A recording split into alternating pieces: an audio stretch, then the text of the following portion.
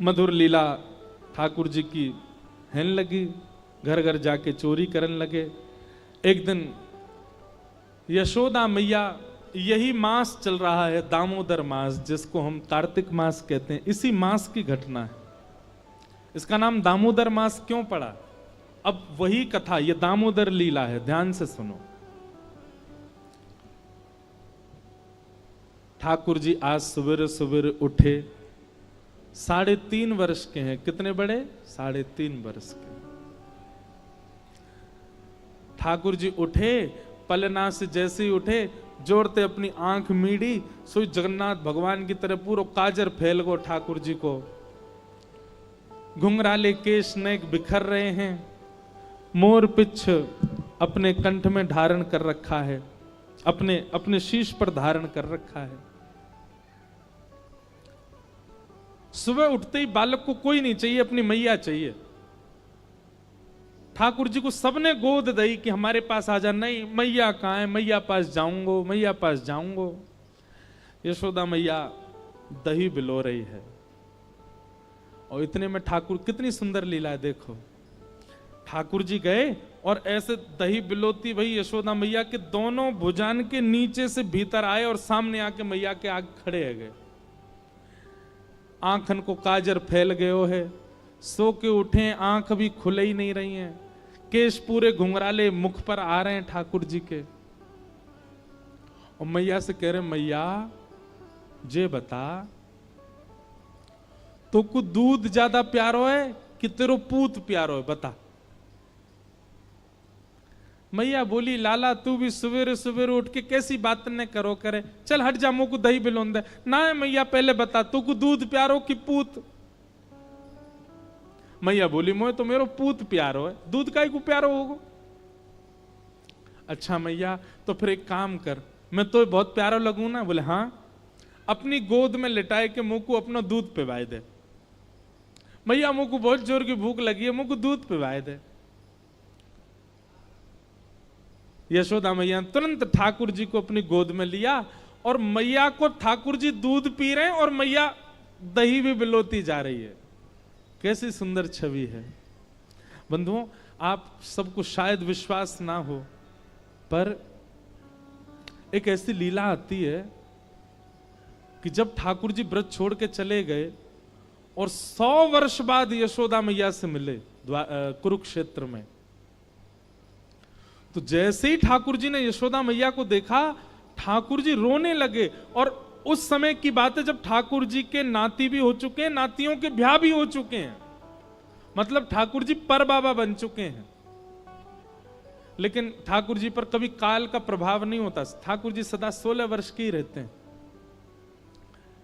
तो यशोदा मैया को 100 साल बाद देख करके ठाकुर जी अपने सिंहासन से कूद पड़े और दौड़ करके गए और यशोदा मैया को जमीन पर बैठा के उनकी गोद में लेट गए और मैया के वक्ष को अपने हाथ से टटोलने लगे और बोले, मैया मुंह को दूध पिवा, मुंह को तेरी बहुत याद आवे। 100 वर्ष बाद ठाकुर जी लगभग 111-12 वर्ष के हैं। यशोदा मैया की आयु कितनी होगी अनुमान लगाओ। उस काल में ठाकुर जी यशोदा मैया की गोद में लेट जाते हैं और कहते हैं, मैया दूध पिया, और मैया दूध पिवाती है ठाकुर जी को। यशोदा मैया और श्री कृष्ण के प्रेम का वर्णन बहुत सहजता से हम कर देते हैं व्यास मंच से, पर यह इतना सहज है नहीं, अद्भुत है।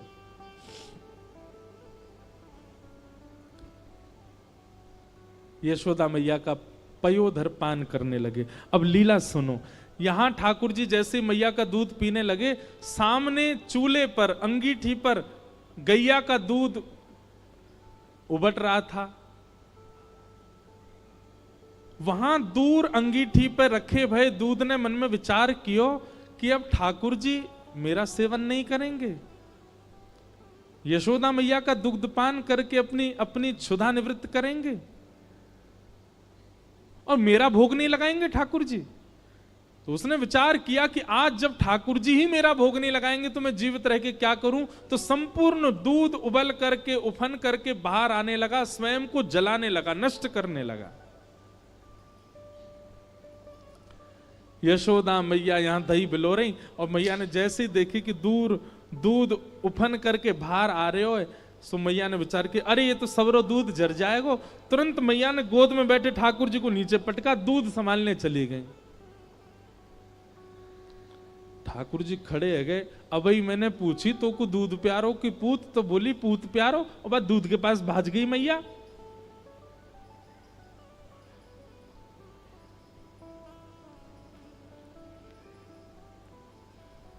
हमारे यहाँ के वैष्णव जन वर्णन करते हैं कि श्री ठाकुर जी जब हमारे पास आते हैं तो हमसे पूछते हैं क्या तुमको संसार प्रिय है कि मैं प्रिय हूं?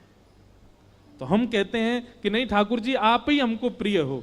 सोई संसार में कुछ ऐसी उथल पुथल होती है, हम ठाकुर जी को भूल जैसे संसार की ओर भागते हैं। सो ठाकुर जी कहते हैं अच्छा झूठ बोला मोते, मोते तो कह रहे हो कि मुझको आप प्यारे हो, वह संसार में नेक आकर्षण काबे हो, भाज गए हो की ओर।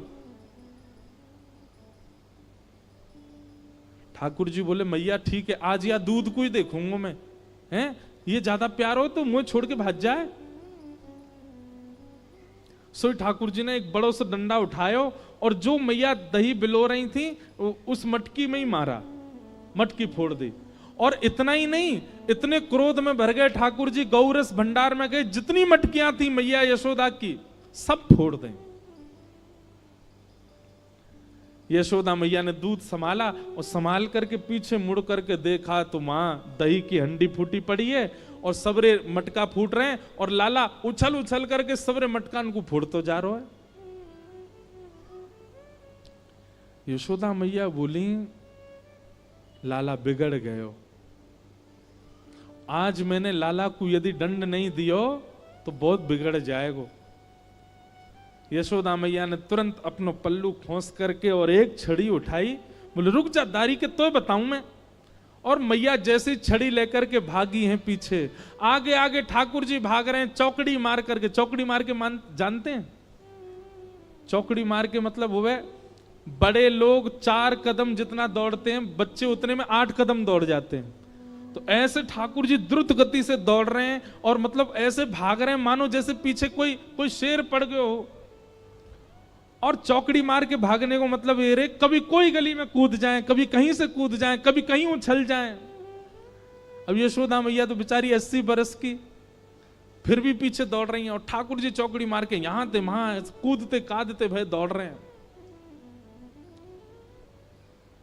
उस समय आकाश के देवता यशोदा मैया को वंदन करते हैं, बोले मैया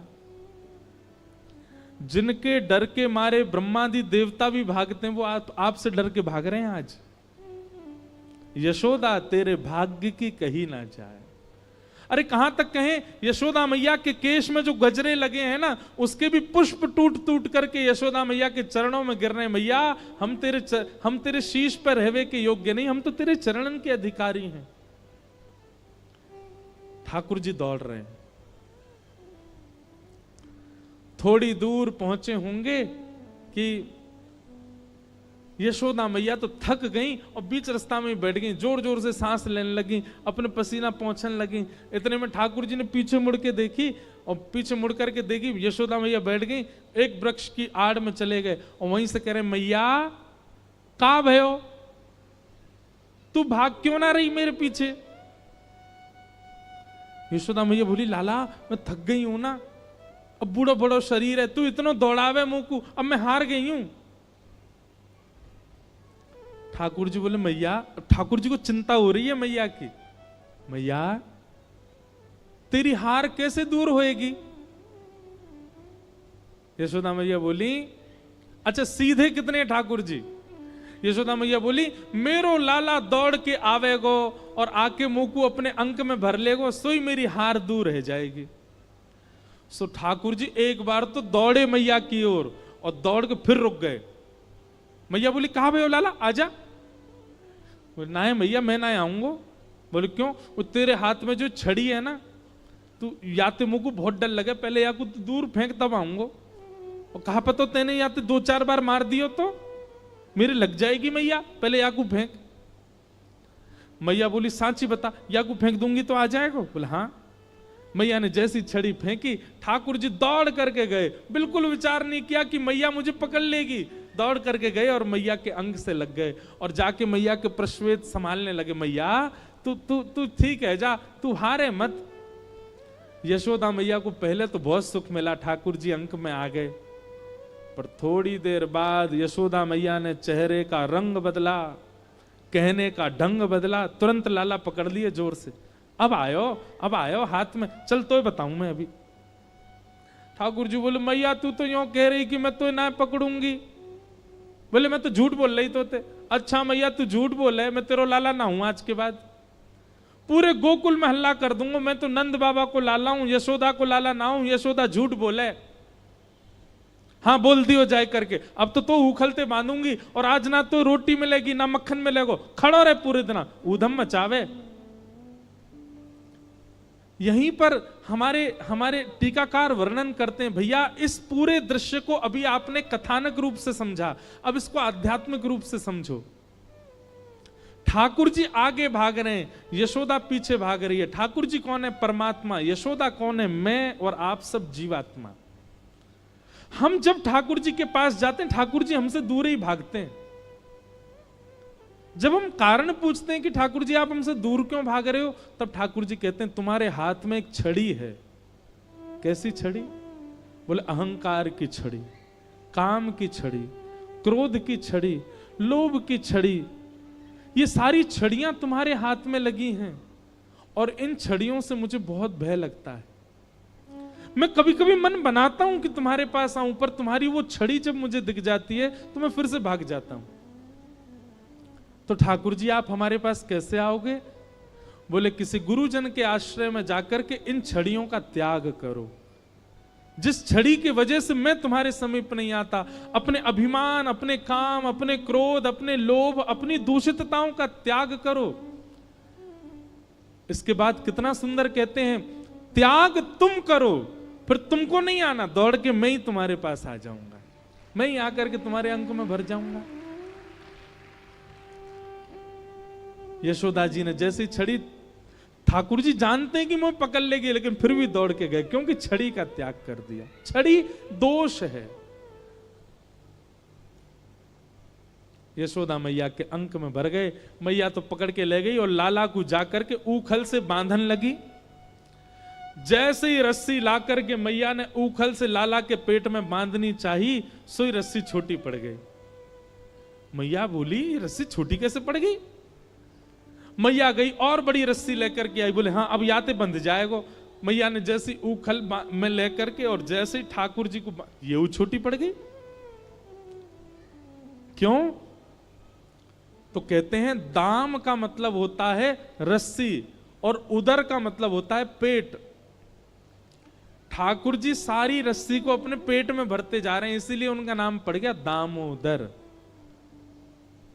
भगवान मानो ये संकेत कर रहे हैं मुझे कोई नहीं बांध सकता, मैं किसी के बंधन में नहीं आ सकता, ब्रह्मांड में किसी की ताकत नहीं जो मुझे बांध दे।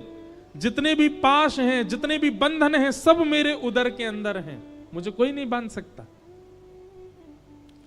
यशोदा मैया ने सबरी गौशाला की रस्सी इकट्ठी करके एक तो एक बांध दी। अब तो बंधेगो, लेकिन अब के भी जब बांधा तो रस्सी फिर छोटी पड़ गई। यशोदा मैया एक क्षण आश्चर्यचकित होकर के ठाकुर जी की ओर देखने लगी। इतनी बड़ी रस्सी लेके आई, ये छोटी कैसे पड़ गई? और यशोदा मैया के चित्त में अचानक भाव उत्पन्न होने लगा। गर्गाचार्य जी कह के गए थे नारायण समो गुण, पर कहीं ये नारायण ही तो नहीं है, क्योंकि परमात्मा ही किसी बंधन में नहीं आ सकता। सामने खड़े भगवान ने जैसे ही देखा कि मैया मोकू भगवान मान रही है, सोई ठाकुर जी ने कही मैया और कितनी जोर से बांधेगी, देख मैं तो बंध गो। तभी मैया देखती है कि वो रस्सी पूरी बंध गई और गांठ लग गई ठाकुर जी को, बंध गए ठाकुर जी। कहने का अभिप्राय क्या है? ठाकुर जी को कोई नहीं बांध सकता। ठाकुर जी यदि आपसे प्रेम करके आपके संग रह रहे हैं, इसका मतलब आपकी प्रीति से नहीं बंधे हैं, स्वयं ठाकुर जी बंधे हैं आपसे। वो आपसे प्रेम करते हैं इसलिए आपके पास रह रहे हैं। आप में सामर्थ्य नहीं, आप कैसे भी ठाकुर जी को अपने पास रखो। वृंदावन के प्रति स्नेह, अपने ठाकुर जी के प्रति स्नेह, कथा के प्रति स्नेह चित्त में प्रकट आपकी भावना से नहीं हो सकता है, ठाकुर जी के चाहने से ही आपके चित्त में प्रेम होता है, क्योंकि ठाकुर जी किसी बंधन में नहीं आ सकते, ठाकुर जी किसी प्रेम पाश में नहीं बंध सकते। इसीलिए इस मास को दामोदर मास कहते हैं। इसी मास में ठाकुर जी ने अपने भक्त के प्रति अधीनता को व्यक्त किया। पूरे विश्व को बांधने वाला आज यशोदा मैया से बंध गया, और मैया बांध के चली गई, वो खड़ा रहे धूप में, बहुत उधम मचावे। ठाकुर जी नेक नेक खिसक करके आगे गए। 2 वृक्ष खड़े थे, दोनों वृक्षों का जैसे ही स्पर्श किया दोनों टूट करके गिर गए। उनमें से कुबेर के पुत्र नलकूवर और मणिग्रीव प्रकट हो गए।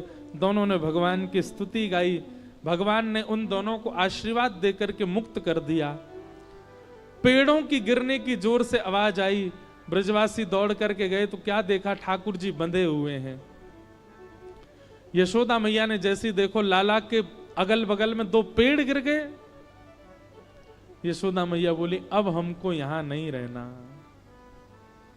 अब हम यहां नहीं रहेंगे, अब किसी और नगर में जाना है, क्योंकि जादना तिलाला भयो, कोई ना कोई संकट आ रहे हैं। तब किसी के बताने पर वृंदावन का नाम सुनाई दिया, और सब गोकुल वासियों के साथ श्री ठाकुर जी वृंदावन को प्रस्थान कर गए। बोलो वृंदावन धाम की। ठाकुर जी वृंदावन को प्रस्थान कर गए। अद्भुत है वृंदावन। अनेक बार वर्णन किया है वृंदावन का, समझना बहुत मुश्किल है वृंदावन को। मैं कहा करता हूं, वृंदावन देखने का विषय नहीं है, वृंदावन सुनने का विषय नहीं है, वृंदावन घूमने का विषय भी नहीं है, वृंदावन अनुभव का विषय है। अनुभव करो वृंदावन का। आप देखने जाओगे तो वृंदावन में आपको छोटी छोटी गलियां दिखेंगी, सुनने जाओगे तो राधा कृष्ण का नाम सुनाई देगा, लेकिन अनुभव के लिए जाओगे तो ऐसा लगेगा रोम रोम का स्पर्श श्री कृष्ण कर रहे हैं। वृंदावन सामान्य नहीं है, अद्भुत है वृंदावन। ऐसे वृंदावन को हम बारंबार प्रणाम करते हैं। ठाकुर जी वृंदावन पहुंच गए। अनेक लीला ठाकुर जी ने वृंदावन में करी, सब लीलाओं को हम प्रणाम मात्र कर लेते हैं। भगवान ने वृंदावन जाकर के अघासुर का वध किया, ब्रह्मा जी के मोह को दूर किया, कालिया नाग का मर्दन किया, धेनुकासुर का वध किया। तत्पश्चात भगवान ने 2 बार अग्नि का पान किया। गोप ग्वालों को भगवान ने अद्भुत अनुभूतियां कराई। वेणु गीत के माध्यम से गोपियों के चित्त में प्रेम प्रकट किया। एक दिन ठाकुर जी कहीं बाहर से गैया चरा करके लौटे। संपूर्ण ब्रजमंडल में सुंदर देसी घी की सुगंधी, सब 56 भोग बना रहे हैं। ठाकुर जी ने जाके नंद बाबा से पूछी, बाबा जे कौन के काजे 56 भोग बनने हैं? तब नंद बाबा ने बताई, बोले लाला हम सब ब्रजवासीन के इष्ट देव हैं इंद्र, और इंद्र की पूजा के काजे हम सब 56 भोग बना रहे हैं। वह इंद्र की पूजा करें तो अतिवृष्टि अनावृष्टि ये सब नाए होयो करें। ठाकुर जी ने नंद बाबा से कही, बोले बाबा इंद्र की पूजा कर रहे हो तो फिर सूर्य की भी करो, सूर्य के प्रकाश से भी तो हमारी खेती बाड़ी होवे, और सूर्य की कर रहे हो तो फिर चंद्र की भी करो, और चंद्र की कर रहे हो तो फिर वरुण की भी करो, वरुण की कर रहे हो तो फिर वायु की भी करो। ऐसे करते करते बाबा 33 कोटि देवता हैं, सबन की पूजा करो, लेकिन आपको जीवन पूरा है जाए, वो देवता पूरे नहीं होंगे। नंद बाबा बोले लाला तू ही बता हम कहा करें। बोले एक साधे सब सधे, एक में ही सबको दर्शन करो। बोले वो एक कौन है? बोले शंख चक्र गदा पद्मधारी श्रीमन नारायण। और वही नारायण हमारे ब्रजमंडल में श्री गोवर्धन रूप में विराजमान है। बोलो गोवर्धन नाथ की। सब ब्रजवासीन के सहित चलो गिरिराज पूजेंगे, गोवर्धन की पूजा करेंगे। सब ब्रजवासी बोले लाला कहीं हमने इंद्र की पूजा बंद कर दी और इंद्र नाराज है गयो तो? ठाकुर जी बोले गिरिराज जी के हाथ बहुत बड़े हैं, वो हमारी रक्षा करेंगे, आप सब तो गिरिराज पूजन करवे चलो। तब भी ब्रजवासी नहीं माने, तो अंत में ठाकुर जी ने कहा कि मैं आपको वचन दे के कह रहा हूं कि श्री गोवर्धन नाथ प्रकट है कि दर्शन देंगे। दर्शन के लोभ में सब ब्रजवासी अपने घर से 56 भोग बना बना करके श्री गिरिराज जी के दर्शन को जा रहे हैं। आहा, सब ब्रजवासी जा रहे हैं। बंधुओं, ये गोवर्धन उत्सव अब आवे वारो है। दीपावली के अगले दिन ही श्री गिरिराज पूजन। हमारे ब्रजमंडल में दीपावली से भी बड़ा उत्सव होता है गोवर्धन पूजा का, क्योंकि सब ब्रजवासियों को लेकर के ठाकुर जी गिरिराज जी पूजने गए। ऐसी मान्यता ब्रज में कि विश्व के इष्ट हैं श्री कृष्ण और श्री कृष्ण के इष्ट हैं श्री गोवर्धन नाथ। श्री गिरिराज जी स्वयं पूज रहे हैं उनको जाकर के।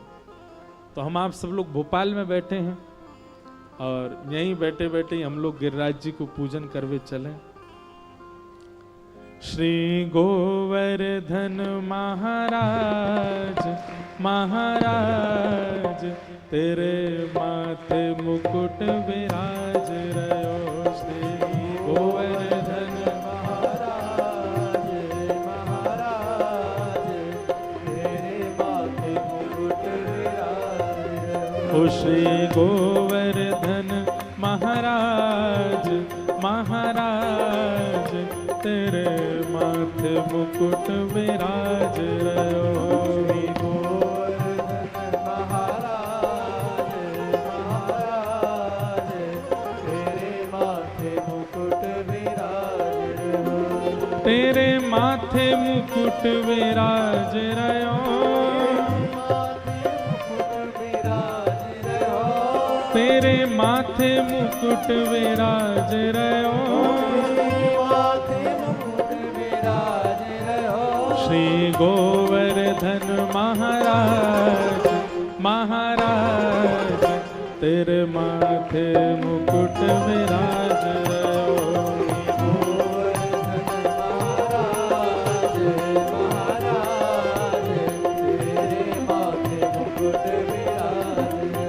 श्री गोवर्धन महाराज महाराज तेरे माथे मुकुट विराज रहो।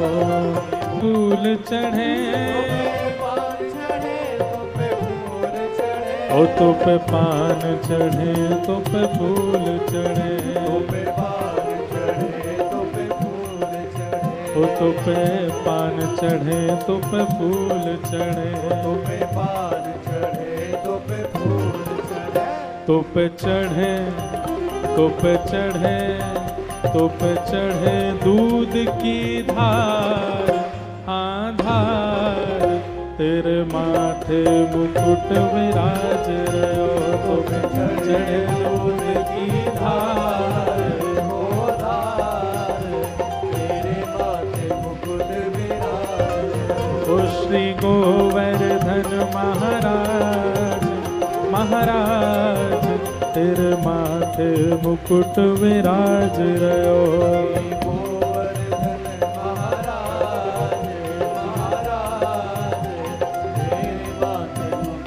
गिरिराज धरण प्रभु तुम्हारी शरण। गिरिराज धरण प्रभु तुम्हारी शरण। रखो लाज हमारी गोवर्धन। रखो लाज हमारी गोवर्धन। ओ गिरिराज धरण प्रभु तुम्हारी शरण। गिरिराज धरण प्रभु तुम्हारी शरण। राज धरण प्रभु तुम्हारी शरण।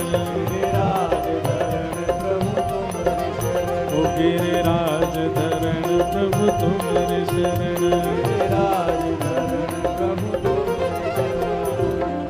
सब ब्रजवासी अपने अपने 56 भोग सामग्री लेकर के गोवर्धन पहुंचे हैं। बैठ जाओ सब लोग।